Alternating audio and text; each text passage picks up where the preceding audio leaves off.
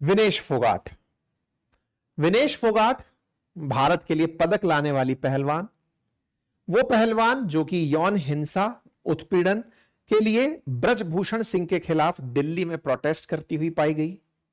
बाद में Paris Olympic के लिए फाइट करती हुई पाई गई। पेरिस ओलंपिक में फाइनल तक पहुंचते पहुंचते कुछ ग्राम वजन के कारण गोल्ड मेडल से चूक गई। फाइनली उन्हें कोई भी ओलंपिक पदक नहीं मिला, लेकिन आज फिर सुर्खी में है। क्यों सुर्खी में है? क्योंकि आपने कांग्रेस ज्वाइन कर ली है। आपके साथ साथ बजरंग पूनिया ने भी कांग्रेस ज्वाइन कर ली है। कांग्रेस ज्वाइन कर ली है तो क्या पार्टी ज्वाइन करना गलत है क्या? ऐसे समय पर ज्वाइन की है जब हरियाणा में चुनाव है, तो केवल ज्वाइन की है या कुछ और भी हुआ है? इन्हें कांग्रेस का टिकट मिल गया है। अब ये एमएलए के लिए कांग्रेस की सीट पर कंटेस्ट करेंगी। ऐसे में बड़ा सवाल यह निकल कर आता है कि विनेश फोगाट का प्रोटेस्ट से लेकर आज तक का जो सफरनामा था, यह केवल और केवल कांग्रेस में शामिल होने के लिए था, यानी कि क्या राजनीति में जाने के लिए यह माहौलबाजी का काम किया गया था, या फिर सरकार से परेशान होकर केंद्र सरकार की नीतियों के खिलाफ जब वो बात अपनी समझाने के लिए जंतर मंतर पर प्रोटेस्ट की, नई पार्लियामेंट की बिल्डिंग के सामने जाने का प्रयास की, हर मंच पर अपनी बातें उठाई, जब कुछ नहीं सुनवाई हुई तो उसके स्थान पर अब विधानसभा में जाने का रुख कर लिया है कि जहां से जनता की बात सुनी जाती हो वहीं जाकर के बात कही जाएगी। दोनों पक्ष हैं, दोनों पक्ष आपको जानने हैं, विस्तार से सारी बातें करते हैं। ठीक है, तो बड़ा सवाल यह है कि यह क्या सब राजनीति के लिए था? यह सवाल क्यों निकल कर आता है, इस बारे में भी चर्चा करेंगे, क्योंकि इनके पार्टी ज्वाइन करते ही ब्रजभूषण सिंह, जिनके खिलाफ यह प्रोटेस्ट कर रही थी, उनका बयान आता है और वो ये कहते हैं कि यह पूरी तरह से भूपिंदर हुड्डा की लिखी हुई स्क्रिप्ट है और उसी के तहत इन्होंने यह कार्य किया है। By the way, Bhupinder Hooda कौन है? तो ये हरियाणा से कांग्रेस के लीडर हैं। ये कई बार के सांसद रह चुके हैं। इनके पिताजी हरियाणा के सीएम रह चुके हैं। भूपिंदर हुड्डा और ब्रजभूषण सिंह की एक दूसरे के साथ जो अदावत है, यह उस समय भी सुर्खी में आई थी जब महिला खिलाड़ी दिल्ली में जंतर मंतर पर प्रोटेस्ट करने उतरी थी। उस समय पर भी ब्रजभूषण सिंह ने कहा था कि यह केवल और केवल दीपेंद्र हुड्डा की लिखी हुई स्क्रिप्ट है जिसके तहत यह हो रहा है। क्योंकि इस कहानी को डिटेल में चलेंगे, इससे पहले इन दोनों के बारे में थोड़ा सा जान लेते हैं, ब्रजभूषण सिंह और दीपेंद्र हुड्डा के बारे में, कि इन दोनों के बीच क्या लड़ाई है। फिर आगे चल के फिर डिटेलिंग करेंगे। 2011 से लेकर 2024 तक, 2023 तक 12 साल तक के लिए Brijbhushan Singh wrestling federation of India WRI इसके अध्यक्ष पद पर रहे। 12 साल तक 3 बार 4-4 साल के क्रम में वो यहां पर निर्वाचित हुए। जब पहली बार 2011 में ब्रजभूषण सिंह अध्यक्ष पद के लिए आए थे तो उन्होंने दीपेंद्र हुड्डा को चुनाव में हराया था। दीपेंद्र हुड्डा हरियाणा से आते हैं और रेसलिंग फेडरेशन ऑफ इंडिया के अध्यक्ष ब्रजभूषण सिंह उत्तर प्रदेश से आते हैं। हरियाणा और उत्तर प्रदेश 2 राज्य हैं। हरियाणा का बॉक्स इसमें रेसलिंग में, पहलवानी में जो नाम है वो दुनिया को पता है कि हरियाणा के पहलवान दुनिया भर में मेडलिस्ट बनकर के सामने आ रहे हैं। यानी कि अगर आप पहलवानों की बात करते हैं तो हरियाणा से निकला हुआ पहलवान या हरियाणा के ही पहलवान भारत की पदक तालिकाओं में मेजॉरिटी दिखाई देते हैं। ऐसे में एक बहुत कॉमन सा फीचर था कि जब हरियाणा से पहलवान हैं तो फिर अध्यक्ष उत्तर प्रदेश से क्यों? दीपेंद्र हुड्डा हरियाणा के पहलवानों को भी यह याद दिलाने में कामयाब हुए, जैसा ब्रजभूषण सिंह ने कहा, कि पहलवानी करते हो आप और अध्यक्ष कोई उत्तर प्रदेश का है। ऐसे में इन दोनों के बीच 2011 की हार और 2023 में, मार्च 2023 में रेसलिंग फेडरेशन ऑफ इंडिया के होने वाले पुनः चुनाव, और उन चुनावों में भी सबसे इंटरेस्टिंग तथ्य यह कि कानून के अनुसार, रेसलिंग फेडरेशन ऑफ इंडिया के अंदर जो कानून चलता है उसके अनुसार कोई भी व्यक्ति 12 साल से अधिक अध्यक्ष नहीं रह सकता। ऐसे में ब्रजभूषण सिंह किसी अपने आदमी को वहां पर ना बिठा दें, इसलिए उन्हें चुनाव से किनारा करते हुए दीपेंद्र हुड्डा ने हरियाणा के खिलाड़ियों की मदद लेकर ब्रजभूषण सिंह को हटाने का और उनके साथ और उनके साथियों को वापस से रेसलिंग फेडरेशन में ना आने देने का यह प्लान तैयार किया, ऐसा ब्रजभूषण सिंह कहते हैं। यह बात उनकी बातों से सत्यता इस तरह से भी रिलेट करती है कि जब विनेश फोगाट लौट कर आती हैं तो इन्हें रिसीव करने के लिए भूपेंद्र हुड्डा ही पहुंचते हैं एयरपोर्ट पर और उन्हीं को कांग्रेस ज्वाइन करवाते हैं। आज ये कांग्रेस की टिकट पर चुनाव लड़ रही हैं, तो इनका फिर बयान आता है कि मैंने पहले ही कहा था कि यह सब राजनीति है, मुझे रेसलिंग फेडरेशन के अध्यक्ष पर ना रहने देने के लिए था, बाद में तब कुछ नहीं हुआ तो फिर लोकसभा के चुनावों तक के लिए था, और अब हरियाणा के इलेक्शन में मिला हुआ टिकट यह दर्शाता है कि यह पूरी तरह से स्क्रिप्टेड उस समय से चला आ रहा था जिसके बारे में ये लंबे समय से कह रहे थे। यह इनका पक्ष है। अब आपको विस्तार से उस घटना के बारे में बताते हैं, कहां से ये सारी बातें शुरू हुई, क्या विनेश फोगाट का पक्ष था, क्या इनके साथ और महिला खिलाड़ियों का पक्ष था, किस तरह से ये अपनी बात रखवाने के लिए जंतर मंतर पर बैठी, किस तरह से एफआईआर तक दर्ज कराने के लिए सुप्रीम कोर्ट जाना पड़ा, किस तरह से इनके द्वारा जो आरोप लगाए गए उसके बाद में पुलिस ने केस दर्ज किया, एफआईआर दर्ज हुई, सारी बातें विस्तार से एक एक करके चलते हैं। देखिए, जनवरी 18 की आप ये कटिंग 2023 की देख रहे हैं कि wrestlers stage protest against WFI president dictatorship war to fight till end. भाई साहब, प्रेसिडेंट के खिलाफ, रेसलिंग फेडरेशन ऑफ इंडिया के प्रेसिडेंट के खिलाफ ये सबसे पहले बैठती हैं जंतर मंतर पर, और इनके साथ में इनके साथी खिलाड़ी आपको दिल्ली जंतर मंतर पर 18 जनवरी को बैठे दिखाई देते हैं। 18 जनवरी के बाद में इनकी डिमांड होती है कि एलिगेशन है हमारा कि ब्रजभूषण सिंह ने सेक्सुअल हैरेसमेंट किया है फीमेल रेसलर्स के साथ, जो कि बीजेपी एमपी ब्रजभूषण हैं और एमपी के साथ साथ वो डब्ल्यूएफआई के प्रेसिडेंट भी हैं। उन्होंने अपने कार्यकाल में जो महिला पहलवान हैं उनके साथ सेक्सुअल हैरेसमेंट किया है, फीमेल रेसलर्स के साथ, इनकी जांच होनी चाहिए। और ऐसे में इन्होंने अपने स्तर पर इस बात का डिमांड करते हुए जंतर मंतर पर प्रदर्शन शुरू कर दिया। इन्होंने जैसे ही प्रदर्शन शुरू किया, ब्रजभूषण सिंह का बयान आया। इन्होंने कहा कि जो मेरे ऊपर आरोप लग रहे हैं अगर ये सिद्ध हो जाते हैं तो मैं फांसी पर लटकने को तैयार हूं। यह बयानबाजी चलती है। ऐसे में बयानों के साथ साथ निकलकर आता है कि यह राजनीति से प्रेरित होकर किया जा रहा कार्य है। असल में आपको याद हो तो पिछले साल भारत में किसान आंदोलन, जवान आंदोलन और रेसलर आंदोलन, 3 बड़े फेमस आंदोलन हुए थे। किसान आंदोलन के केस में भी दिल्ली काफी सुर्खियों में रहा।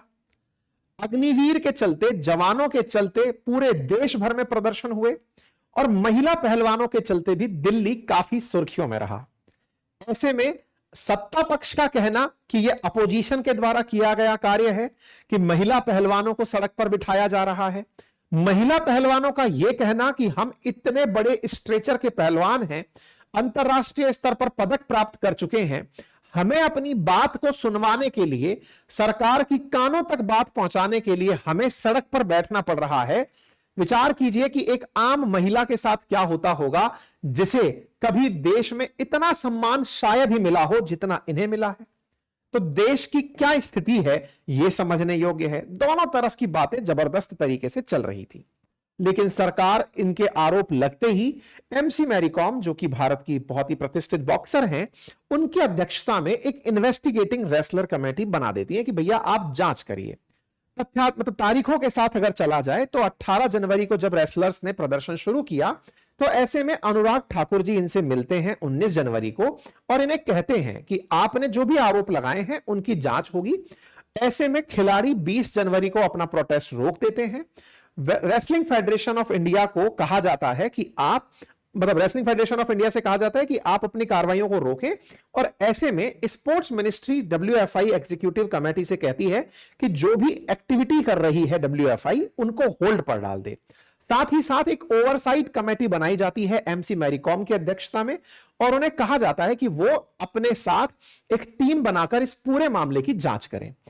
मैरी कॉम की अध्यक्षता में बनी हुई जो कमेटी है यह अपनी जांच शुरू करती है और साथ में मेंबर के रूप में खुद एमसी मैरी कॉम जो कि ओलंपिक मेडलिस्ट, साथ में योगेश्वर दत्त, साथ में एक बैडमिंटन प्लेयर तृप्ति मुरमुरे, साथ में एक और खिलाड़ी और एक टॉप अथॉरिटी, एक प्रकार की एक बड़ी कमेटी बनाई जाती है जो कि ओवरसाइट कमेटी के रूप में महिला पहलवानों के द्वारा जो लगाए गए आरोप हैं उनकी जांच करने का कार्य करती है। 4 हफ्ते का यह समय मांगती है कि हम 4 हफ्ते में इस पूरी जांच को, जो महिलाओं के आरोप हैं, इन्हें पूछकर कंप्लीट कर देंगे, क्योंकि महिला पहलवानों के साथ में एलिगेशन है कि उनके साथ में ब्रजभूषण सिंह जो है वो उत्पीड़न करते हैं, तो पूछ लेते हैं हम जाकर के। तो खिलाड़ियों का एक पैनल बना, इस पर भी खिलाड़ियों का प्रोटेस्ट हुआ। खिलाड़ियों का प्रोटेस्ट इस बात पर था कि आप लोगों ने हमारी पसंद का कोई आदमी उसमें नहीं डाला, उस कमेटी में नहीं डाला।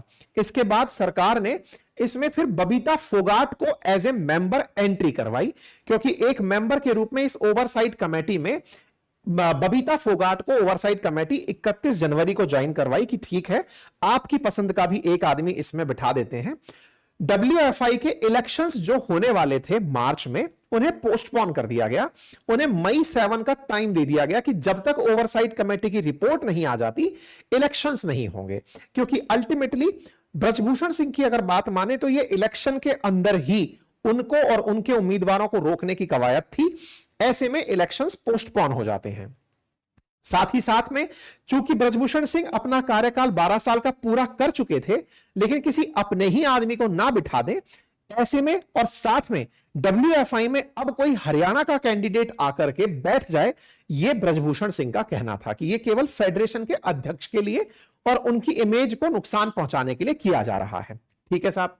रेसलर्स ने स्पोर्ट मिनिस्टर से कहा कि जो फाइंडिंग कमेटी ने दी हैं उन्हें पब्लिक करें।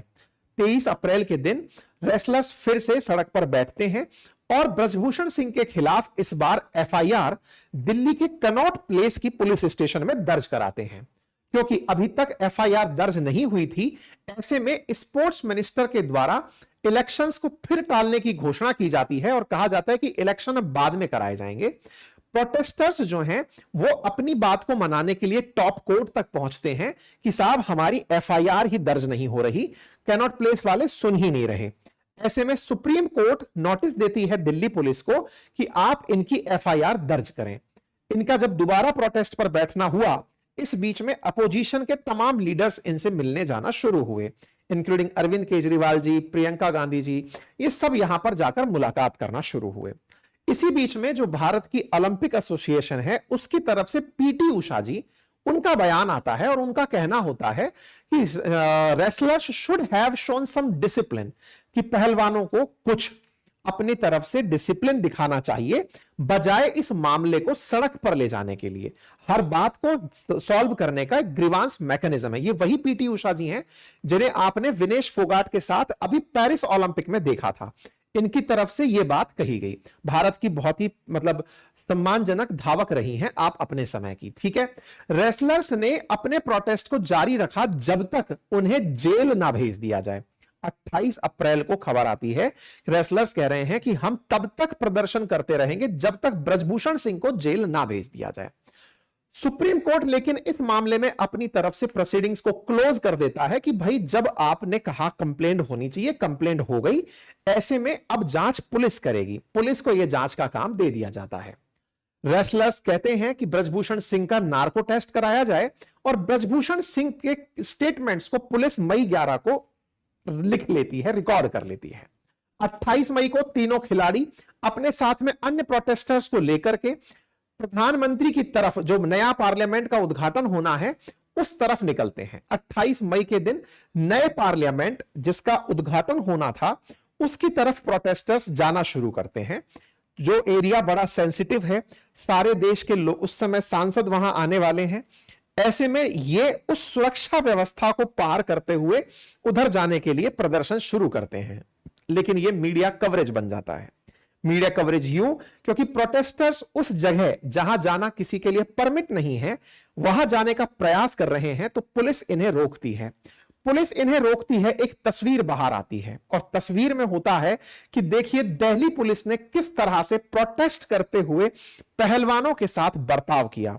कहा गया कि यहां पर महिला खिलाड़ियों की मैन हैंडलिंग हुई, पुरुष खिलाड़ियों के द्वारा महिला खिलाड़ियों को रोका गया। असल मायने में नई संसद का उद्घाटन होना था और नई संसद के उद्घाटन के सुरक्षा में जो तैनात सिपाही थे वो इन महिला खिलाड़ियों को जब आता हुआ देखते हैं तो वो इन्हें बलपूर्वक वहीं रोक लेते हैं। यह खबर लेकिन अंतरराष्ट्रीय बन जाती है। अंतरराष्ट्रीय स्तर पर भारत के WFI की बुराई होती है कि आप ऐसे खिलाड़ियों के साथ ऐसा क्यों कर सकते हैं। लेकिन भारत में ये जितनी भी घटनाएं हो रही थी, ये यौन उत्पीड़न की घटना अब राजनीतिक रंग ले चुकी थी। सत्ता पक्ष लगातार कह रहा था कि इन महिला खिलाड़ियों को अब भड़काया जा रहा है। इन्हें अपोजिशन के लीडर आकर के राह दिखा रहे हैं कि कैसे इस नए पार्लियामेंट की जो कवरेज है इस समय टीवी में चल रही है, इसको काटकर आप अपने प्रोटेस्ट की कवरेज को देश को दिखा सकते हैं। क्योंकि पूरे देश में इस समय मीडिया संसद को कवर करने आई है, अब वो आपको भी कवर करेगी। ये कवर इतना हुआ कि साहब ये अंतरराष्ट्रीय खबर तक बनी। इस बीच में खिलाड़ी कहते हैं कि वो अपने मेडल बहाने गंगा नदी में जाएंगे। हमने इस पर सेशन भी किया था और आपको बताया भी था।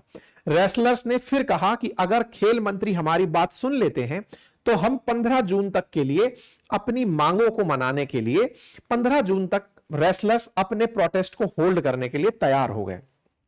कोई बात नहीं, इस बीच में दोनों पक्ष में, सत्ता पक्ष में और प्रदर्शनकारियों में बातचीत होती रही। बजरंग और विनेश को डायरेक्ट एंट्री दे दी गई एशियन गेम्स में। सामान्यतया जब भी कोई पहलवान खेलने जाता है तो उसे ट्रायल पास करने होते हैं। ट्रायल से मतलब पहले यह सिद्ध करना होता है कि वो फिट है वहां जाकर खेलने के लिए। लेकिन इंटरेस्टिंग था कि जो पहलवान जनवरी से लेकर के जुलाई तक निरंतर प्रदर्शन में थे, अब वही निरंतर प्रदर्शन वाले पहलवान डायरेक्ट एंट्री पा जाते हैं एशियन गेम्स में। इस बात का कुछ यंग खिलाड़ियों के द्वारा विरोध किया जाता है, क्योंकि रेसलर्स की संख्या भारत की तरफ से कितने लोग भेजने हैं ये लिमिटेड होती हैं। ऐसे में यंग रेसलर्स हिसार के अंदर सड़कों पर उतर आते हैं और कहते हैं कि यह गलत तरीका है कि बिना ट्रायल के उनको वहां भेज दिया गया। इसी बीच में WFI के जो इलेक्शन हैं वो 7 अगस्त के लिए शेड्यूल कर दिए जाते हैं।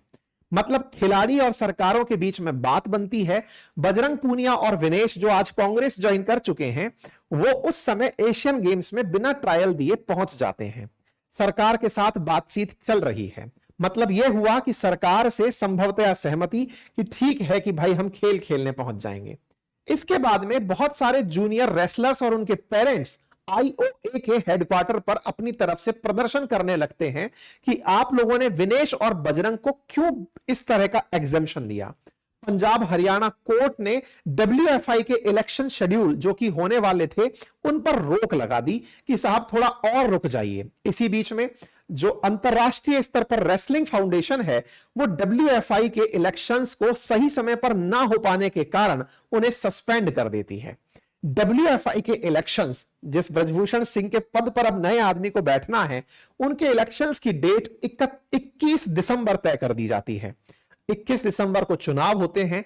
ब्रजभूषण सिंह के पसंदीदा व्यक्ति संजय सिंह यहां पर नए WFI के प्रेसिडेंट बन जाते हैं। यह तस्वीर है 24 दिसंबर की, जहां संजय सिंह फिर से ब्रजभूषण सिंह के जो लॉयलिस्ट हैं वो यहां पर प्रेसिडेंट बन जाते हैं। यह अपने आप में इस तरह से दिखाया गया कि देखिए, एक तरफ महिलाएं जिस व्यक्ति के खिलाफ प्रदर्शन कर रही थी, उस प्रदर्शन के बावजूद भी WFI में ब्रजभूषण का कद नहीं घटा, साथ ही साथ सरकार ने उसके खिलाफ कुछ नहीं किया। हालांकि यहां पर एक चीज ध्यान देने योग्य है और वो ये है कि यहां पर ब्रजभूषण का टेस्ट होने की बात आपने सुनी थी। साथ में एक चीज और थी कि यहां ब्रजभूषण को 18 जुलाई को ही अंतरिम बेल भी मिल गई थी, यानी जमानत पर ब्रजभूषण बाहर आ चुके थे।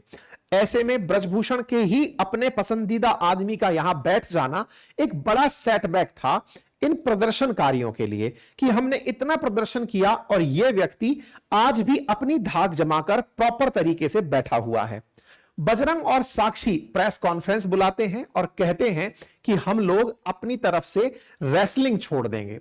ऐसे में 22 दिसंबर के दिन बजरंग अपने पद्मश्री पुरस्कारों को संजय सिंह के इलेक्ट होने पर लौटा देते हैं।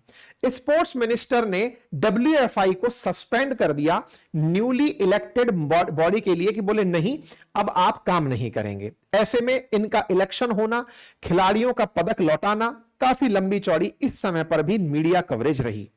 दिल्ली पुलिस ने प्रॉपर तरीके से ब्रजभूषण सिंह के खिलाफ चार्जेस नहीं दर्ज किए, इस पर भी काफी ज्यादा बहसबाजी होती है। हालांकि भारत के अंदर अब लोकसभा चुनावों का टाइम आ चुका था। इस बार चूंकि ब्रजभूषण सिंह के खिलाफ ऑलरेडी बहुत माहौल बन गया था, ऐसे में इनके बेटे को टिकट दिया जाता है एमपी के चुनाव के लिए और वो चुनाव जीत भी जाते हैं। खैर, सीधा इसको अब खत्म करते हुए ब्रीफ में लेकर आते हैं कि इस दौरान ये सारी घटनाक्रम चलते रहे। विनेश फोगाट पेरिस ओलंपिक में भारत की तरफ से खेलने जाती हैं। जनरली वो जिस वेट कैटेगरी में खेला करती थी 54 या 54 केजी के वेट कैटेगरी में, उसकी जगह वो 50 कैटेगरी के अंदर खेलने का निर्णय लेती हैं।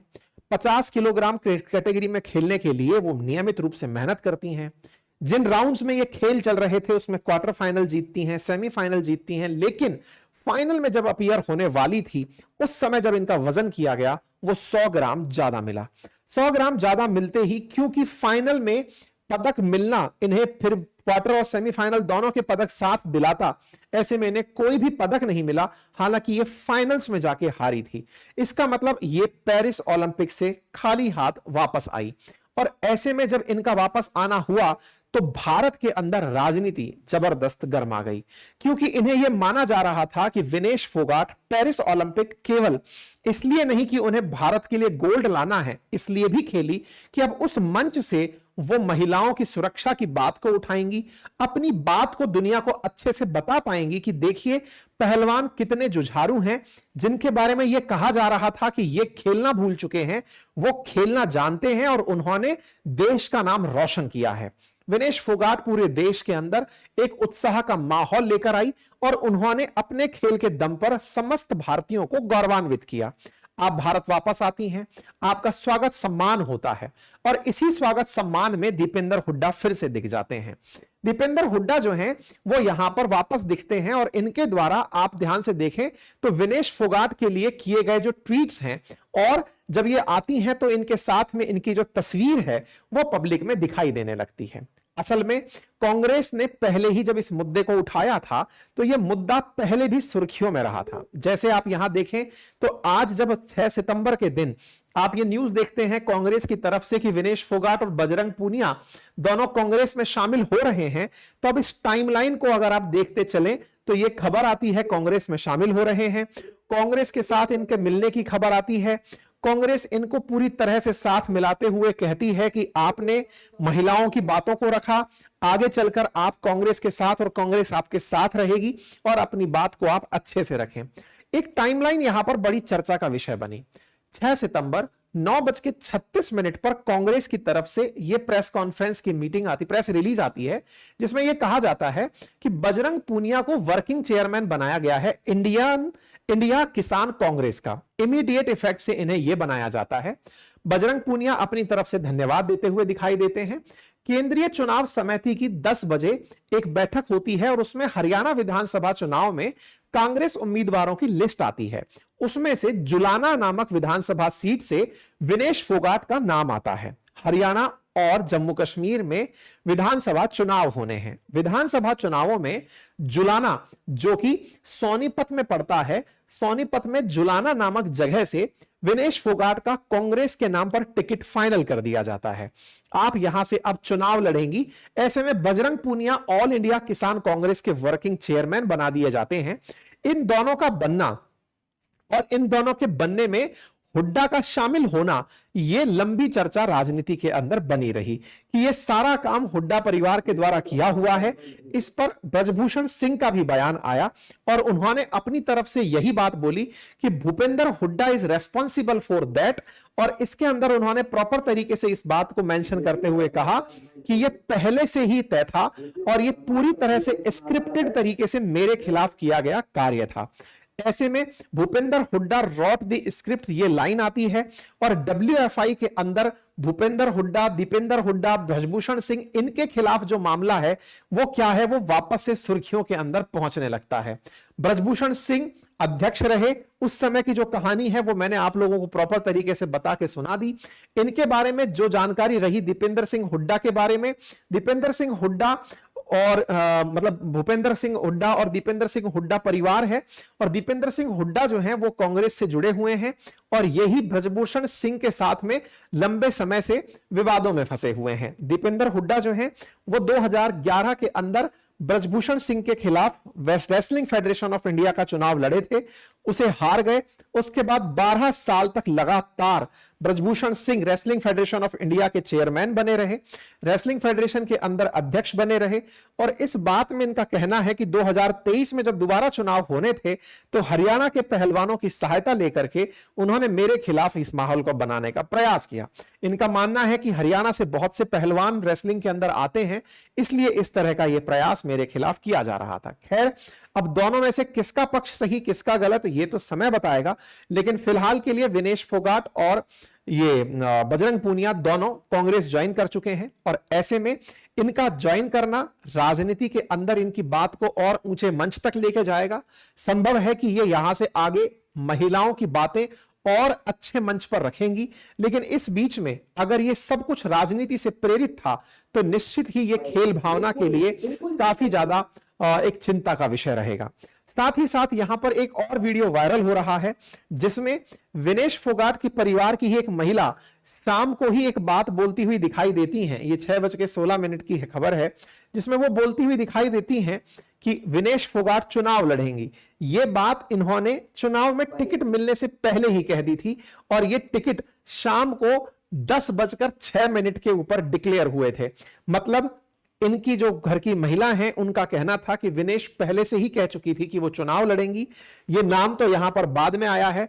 इन महिला का इंटरव्यू काफी वायरल हुआ जिसमें वो कह रही हैं कि उनसे मिलने कांग्रेस के बड़े नेता आते थे, ये विनेश की समर्थक हैं और इन्होंने उनके संघर्ष के लिए शुभकामनाएं प्रेषित की हैं। कुल मिलाकर के देश में सब कुछ राजनीति है, या फिर खेल में राजनीति है, या खेल और राजनीति अलग है, या राजनीति के खेल हैं, ये सब आप समझें और आप अपनी राय बनाएं। मैंने आपके सामने सारी घटना रखने का प्रयास किया। आप क्या सोचते हैं अपनी राय जरूर कमेंट बॉक्स के अंदर रखें। चैनल पर नए हैं तो सब्सक्राइब अवश्य कर लें। बाकी हमारे अपनी पाठशाला.com जो वेबसाइट है उस पर आपको कंटेंट उपलब्ध है करंट अफेयर्स का, आप उसे डाउनलोड कर सकते हैं। हमारा व्हाट्सएप चैनल ज्वाइन कर सकते हैं। हमारे कोर्सेज आप अपनी पाठशाला एप्लीकेशन पर उपलब्ध हैं, उन्हें एक्सेस कर सकते हैं।